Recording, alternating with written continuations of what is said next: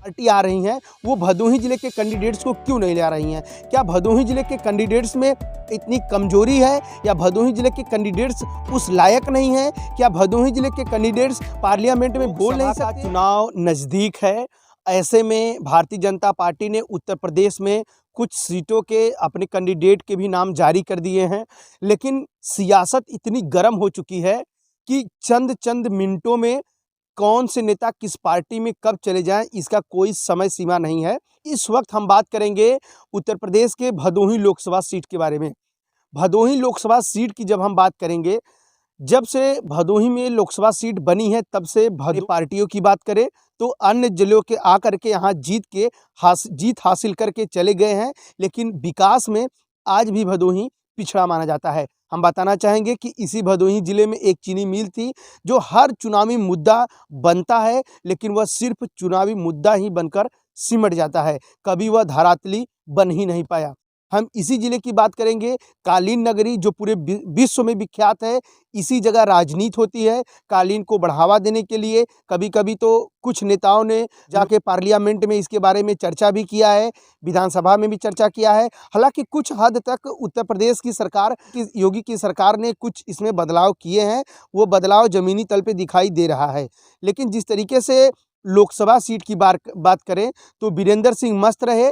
इसके बाद जो कि लोकसभा सीट में इस वक्त भारतीय जनता पार्टी से रमेश चंद्र बिंद रहे, वह भी अब उनका भी कार्यकाल एक प्रकार से कहा जाए तो खत्म होने वाला है, लेकिन कोई बड़े मुद्दे पे वो काम नहीं करा पाए हैं। सिर्फ बाहरी कैंडिडेट आए हैं, जीत कर चले गए हैं। भदोही की जनता आज भी ये तरास रही है कि इस जिले की कोई ऐसी सीट पर कोई व्यक्ति दावेदारी करे जिसको जिताया जाए और कुछ भदोही जिले के बारे में सोचे, क्योंकि दूसरे जिले के व्यक्ति आ करके सिर्फ अपने नाम की खानापूर्ति करते हैं और एक सीट उस पार्टी की बढ़ जाती है और भदोही जिले की जनता अपने उन मुद्दों को लेकर भटकती रहती है। तो क्या इन सब मुद्दों को देखते हुए क्या इस बार भदोही जिले की जनता ये चाहेगी कि भदोही जिले का ही कोई कैंडिडेट हो? हम आपको ये भी याद दिलाना चाहेंगे कि भदोही जिले में अभी किसी भी पार्टी ने अपनी कैंडिडेट की घोषणा नहीं की है, लेकिन जिस तरीके से नाम देखने को मिल रहे हैं, हम पहले बात करना चाहेंगे रंगनाथ मिश्रा की, जो बहुजन समाज पार्टी में एक समय था कि वो मंत्री थे, लेकिन आज ये दौर आ गया है कि वो भारतीय जनता पार्टी का दामन थाम लिए हैं। हम बात करना चाहेंगे अन्य दल के कुछ नेता जो कांग्रेस के हैं, जो दूसरे जिले से आकर के यहाँ दावेदारी ठोक रहे हैं। कुछ नाम, ललितेश त्रिपाठी का भी नाम सामने आ रहा है जो इस जिले के नहीं हैं।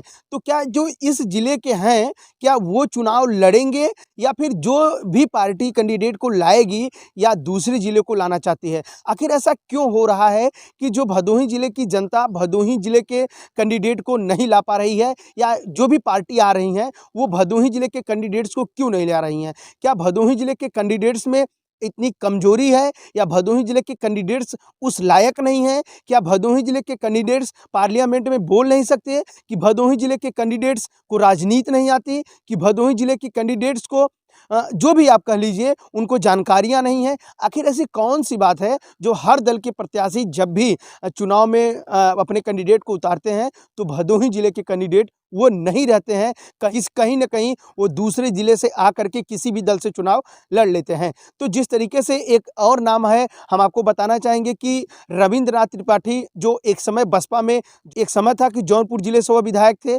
एक समय था कि भारतीय जनता पार्टी से भदोही विधानसभा सीट से विधायक थे, आज उन्हीं के भाई जिला पंचायत अध्यक्ष हैं। तो कुल मिलाकर के आप ये कह सकते हैं कि उनके यहाँ भी राजनीति शुरू से तो नहीं चल रही है, लेकिन राजनीति अब देखने को मिल रही है, क्योंकि पीढ़ी दर पीढ़ी अब धीरे-धीरे बढ़ती जा रही है। हालांकि रंगनाथ मिश्रा की हम बात करेंगे तो रंगनाथ मिश्रा एक समय था कि बसपा में मंत्री थे, लेकिन मंत्री होने के बाद वो जब बसपा गिरती हुई आई तो वो भारतीय जनता पार्टी का दामन थाम लिए। हालांकि उनके बेटे आज भी और ब्लॉक के, वो जो कि इस वक्त ब्लॉक प्रमुख हैं। ये ब्लॉक प्रमुख वो आज के नहीं, वो आप ये भी कह सकते हैं बीते 2 पंचवर्षीय योजना से लगातार चल रहे हैं। तो राजनीति इन दोनों के घरों में है और जो कि एक नाम और आया जो मिर्ज़ापुर ज़िले से है, ललितेश त्रिपाठी का जो नाम आ रहा है, वह भी कहा जा रहा है कि वो मिर्ज़ापुर ज़िले से विधायक रह चुके हैं, लेकिन वो भदोही ज़िले में लोकसभा सीट पे दावेदारी कर रहे हैं। वहीं एक दौर था कि जब राहुल गांधी भारत जोड़ो न्याय यात्रा लेकर भदोही में आ रहे थे, तो उस वक्त बड़े-बड़े नाम, बड़े-बड़े अच्छे-अच्छे शब्दों से लिख करके एक उन्हीं के कार्यकर्ता, उन्हीं के नेता जो एक बार विधायक रह चुके हैं, वो जो कि कांग्रेस में थे, लेकिन बीते कुछ दिनों से मतलब 2-4 दिनों से आप कह सकते हैं कि वो इस समय भारतीय जनता पार्टी का दामन थाम लिए हैं और इस वक्त भारतीय जनता पार्टी की बड़ाई कर रहे हैं। आप ये समझ सकते हैं कि किस तरीके से राजनीति भदोही लोकसभा सीट पे हो रही है, किसी के पाले नहीं पड़ रहा है।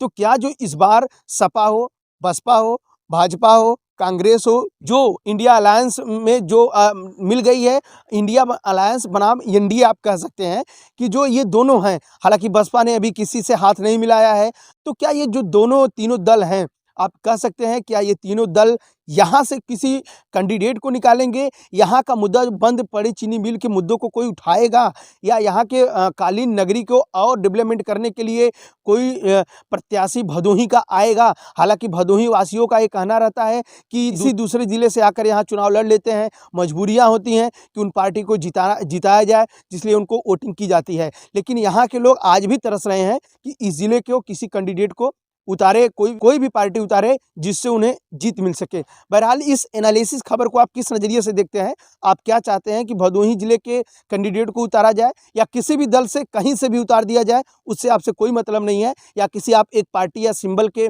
आप कह लीजिए कि मानने वाले हो गए हैं या एक पार्टी या सिंबल को चाहने वाले हो गए हैं या किसी एक जात या धर्म को चाहने वाले हो गए हैं, ये आपका निजी मामला है, मैं उसमें दखल-अंदाज़ी नहीं कर सकता। लेकिन अपनी राय को आप हमें नीचे कमेंट बॉक्स में दे सकते हैं। वीडियो अगर अच्छी लगी हो तो चैनल को सब्सक्राइब करें और खबरों को ज़्यादा से ज़्यादा शेयर करें।